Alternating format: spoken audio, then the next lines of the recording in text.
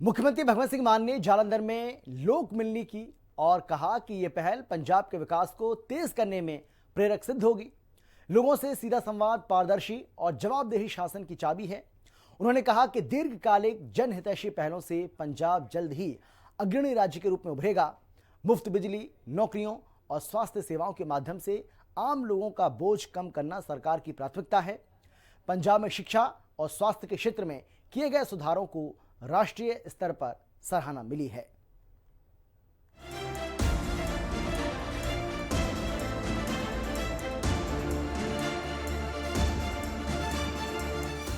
मुख्यमंत्री भगवंत सिंह मान ने जालंधर में आयोजित लोक मिलनी के दौरान कई विधानसभा क्षेत्रों के लोगों से सीधे संवाद किया और उनकी शिकायतों को धैर्यपूर्वक सुना।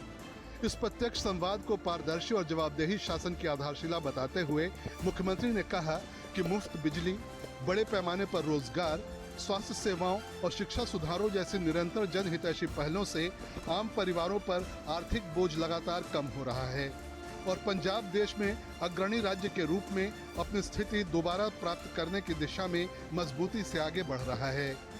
जालंधर के अलग अलग विधानसभा क्षेत्रों के लोगों से बातचीत करते हुए मुख्यमंत्री ने कहा कि लोक मिलनियां शासन का नियमित हिस्सा होंगी, क्योंकि ये सरकार को जमीनी हकीकत समझने और जन शिकायतों का प्रभावी समाधान करने में मदद करती हैं। मुख्यमंत्री ने कहा कि इन लोक मिलनियों का मूल उद्देश्य पूरी प्रक्रिया को सुचारू बनाकर लोगों की समस्याओं का समाधान करना है, जिससे राज्य के समग्र विकास को गति मिलेगी। उनकी सरकार हर नागरिक को पारदर्शी, प्रभावी और जवाबदेह शासन प्रदान करने के लिए पूरी तरह प्रतिबद्ध है। मुख्यमंत्री ने कहा कि पंजाब सरकार राज्य की प्रगति और लोगों की खुशहाली सुनिश्चित करने के लिए लगातार प्रयास कर रही है। पंजाब की पुरातन शान को बहाल करने के लिए लगातार काम किया जा रहा है। वो दिन दूर नहीं जब इन प्रयासों के परिणाम स्वरूप पंजाब एक बार फिर देश के अग्रणी राज्यों में शामिल होगा। अपनी सरकार के दीर्घकालिक दृष्टिकोण का उल्लेख करते हुए मुख्यमंत्री भगवंत सिंह मान ने कहा कि आने वाली पीढ़ियों के लिए रंगला पंजाब बनाने की व्यापक योजना पहले ही तैयार की जा चुकी है। पिछले मुख्यमंत्री अपने महलों तक सीमित रहे, लेकिन वो शांति, विकास और समृद्धि के नए युग की शुरुआत करने के लिए राज्य के हर कोने में जा रहे हैं।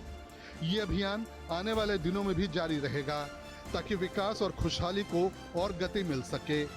मुख्यमंत्री ने कहा कि लोक मिलनियों का मुख्य उद्देश्य लोगों से सीधा संपर्क स्थापित करना और समग्र विकास के लिए रणनीति तैयार करना है। इस कार्यक्रम का देश भर में कोई उदाहरण नहीं है। कोई दूसरी राज्य सरकार लोगों की समस्याओं को उनके दरवाजे पर जाकर हल करने के लिए इतना समय नहीं निकालती। लोक मिलनियां न केवल जन समस्याओं के तुरंत समाधान को सुनिश्चित करती हैं, बल्कि सरकारी अधिकारियों और कर्मचारियों के कार्य प्रदर्शन का मूल्यांकन करने में भी सहायक होती हैं। इसे वर्तमान जरूरतों के अनुरूप एक जनहितैषी पहल बताते हुए मुख्यमंत्री भगवंत सिंह मान ने कहा कि लोक मिलनी नागरिकों को उनके दैनिक कार्यों को सरलता से पूरा करने में सहायता करती है और सुशासन को मजबूत करती है। ये कार्यालयों के कामकाज को बेहतर बनाने में मददगार है और प्रशासन को जमीनी हकीकत की स्पष्ट समझ प्रदान करती है। सरकार का उद्देश्य ये सुनिश्चित करना है कि सरकारी योजनाओं का लाभ लोगों के दरवाजे तक पहुंचे।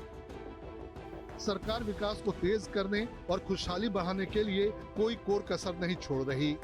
प्रमुख जनहितैषी पहलों का उल्लेख करते हुए मुख्यमंत्री ने कहा कि राज्य के 90% घरों को मुफ्त बिजली मिल रही है, जिससे परिवारों पर वित्तीय दबाव काफी हद तक कम हुआ है। 63,000 से अधिक युवाओं को बिना किसी सिफारिश या भ्रष्टाचार के पूरी तरह से पारदर्शी तरीके से सरकारी नौकरियां दी गई हैं। सरकार ने 17 टोल प्लाजा भी बंद कर दिए हैं, जिससे आम आदमी को टोल शुल्क में प्रतिदिन लगभग 64 लाख रुपए की बचत हो रही है। स्वास्थ्य सेवाओं के बारे में मुख्यमंत्री भगवंत सिंह मान ने कहा कि पूरे पंजाब में 881 आम आदमी क्लिनिक खोले गए हैं, जहां मुफ्त इलाज और दवाइयां उपलब्ध कराई जा रही हैं। मुख्यमंत्री स्वास्थ्य योजना जल्द शुरू की जाएगी, जिसके तहत 10 लाख रुपए तक बगैर आय देखे सभी का कैशलेस इलाज संभव होगा। शिक्षा क्षेत्र में भी क्रांतिकारी कदम उठाए गए हैं, जिन्हें राष्ट्रीय स्तर पर सराहा गया है। उन्होंने कहा कि 118 स्कूल ऑफ एमिनेंस स्थापित किए जा रहे हैं, जो गरीब बच्चों के भविष्य को सुरक्षित करने में महत्वपूर्ण भूमिका निभाएंगे। मुख्यमंत्री भगवंत सिंह मान ने कहा कि विद्यार्थियों को मुफ्त वर्दियां दी जा रही हैं और लड़कियों के लिए मुफ्त बस सेवा यह सुनिश्चित करती है कि कोई भी लड़की शिक्षा से वंचित न रहे। सशस्त्र बलों में भर्ती तथा नीट, जेईई, CLAT और NIFT जैसी प्रतियोगी परीक्षाओं के लिए विशेष कोचिंग भी प्रदान की जा रही है। शिक्षा क्षेत्र में उपलब्धियों का जिक्र करते हुए मुख्यमंत्री ने कहा, स्कूल ऑफ एमिनेंस और दूसरे सरकारी स्कूलों के 265 विद्यार्थियों ने जेईई मेंस के लिए क्वालिफाई किया है, जबकि 44 विद्यार्थियों ने जेईई एडवांस और 848 विद्यार्थियों ने नीट परीक्षा पास की है। शिक्षकों और प्रिंसिपलों को उनके शिक्षण कौशल को उन्नत करने के लिए विश्व प्रसिद्ध संस्थानों में भेजा गया।